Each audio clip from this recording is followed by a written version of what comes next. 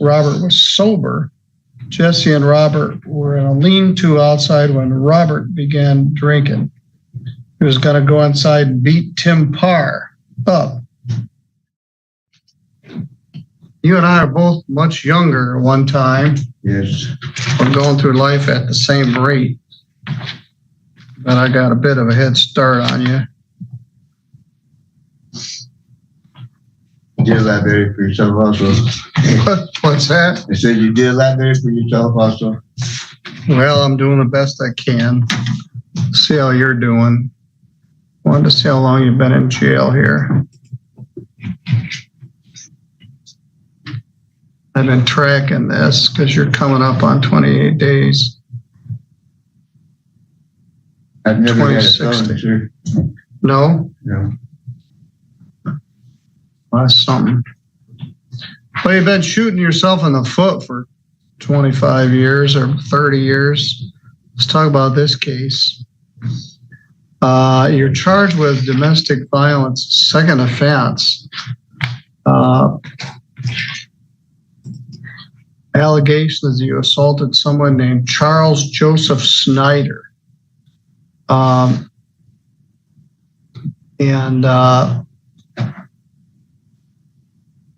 That's a misdemeanor, punishable by up to a year in jail and a fine of up to $1,000.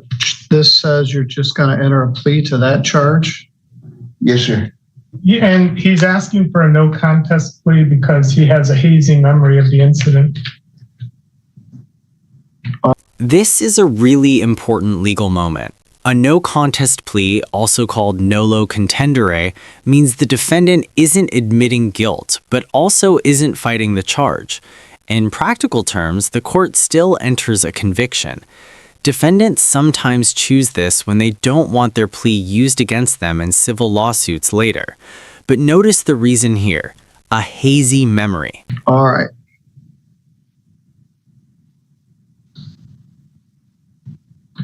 Okay. By pleading no contest, you don't admit what happened, but you also don't deny what happened, and you would allow or accept that a conviction would enter.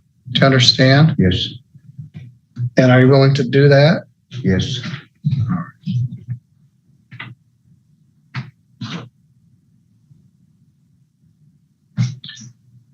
Ms. Stoll, do you know if we have any victim input from the complainant here?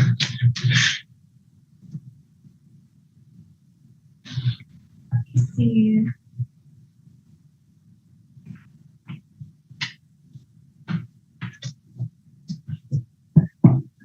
Mr. Argo, do you understand that if you do plead to this charge, you'll be giving up your right to have a trial in front of a judge or jury?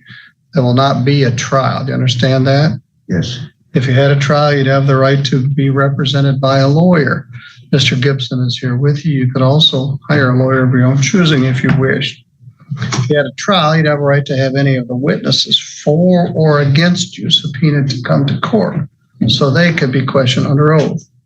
You would have the right to take the witness stand and testify on your own behalf, but you don't have to because you have a right not to testify. And if you did not wish to testify, the judge or jury could not hold your silence against you. Understand? Yes. All right.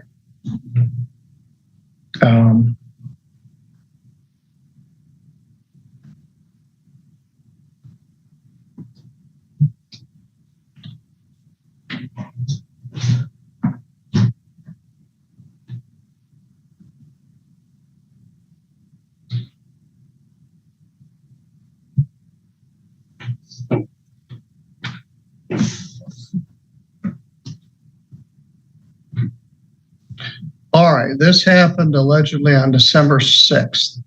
The police were dispatched out to Haynes Road. Is this that dilapidated house that a bunch of people are living in? It's like an old farmhouse.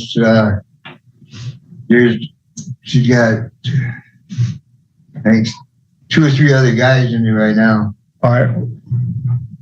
Renting. Whose house is it? Shannon. Okay, Roberts. this is Shannon Roberts' house. Okay, it's not the one I was thinking of. So you were staying there? Yes, I've stayed here a few years now.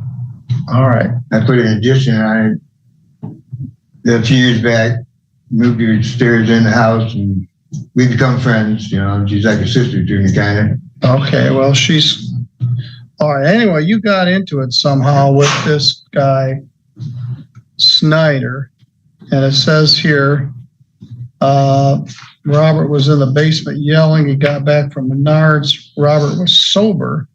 Jesse and Robert were in a lean-to outside when Robert began drinking. He was going to go inside and beat Tim Parr up. When Jesse returned to the residence, he got into a commotion in the basement and discovered Charles on his back. Robert standing over him, actively punching him in the head and mouth. He saw Robert punch Charles at least 5 times before he separated them.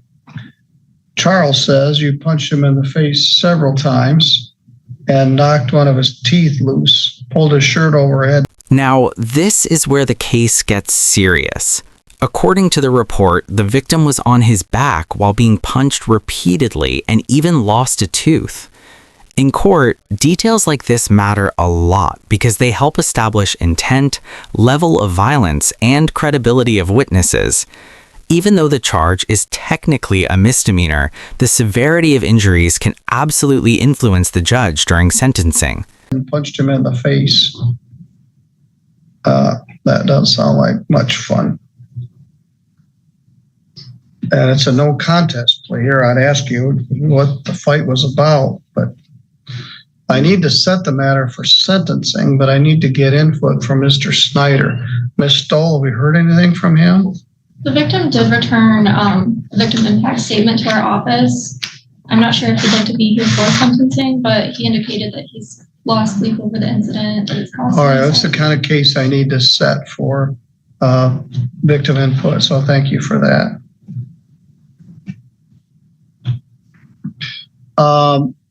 Does this Snyder live at Shannon's house also? Yes. Well, I got to figure that out. Either he can't be there or you can't be there. I want to hear what he has to say.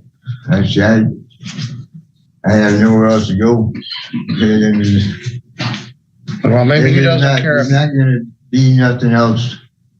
No problem between us. All right, well, I could tell you what I do know, you know. all right, well, we'll save that for the sentence, but let's get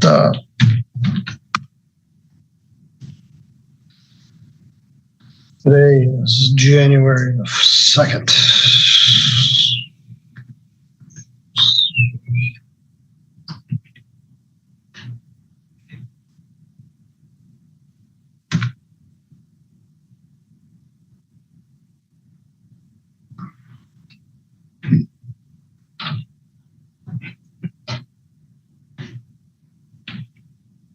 Oh, that'll work out great. Paul, you're set to be here Thursday, January the 8th in the afternoon for some pre-trials. Oh, yes. So let's set this for January 8th. It's not 10 days, but it'll be enough. January 8th at 2 p.m.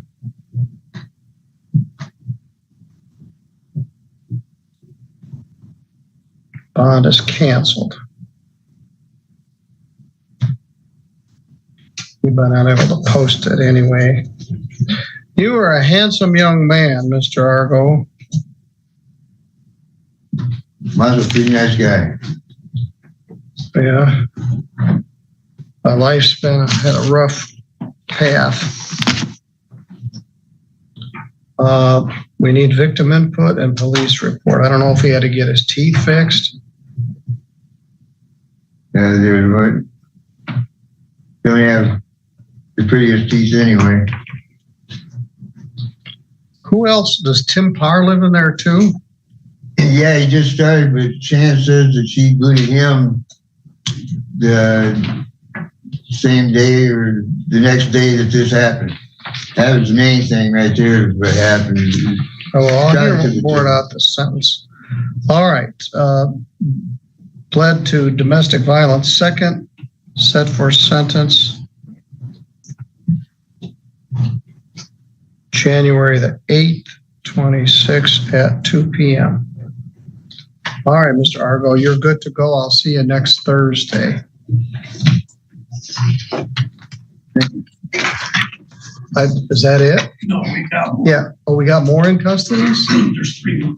Oh, who else?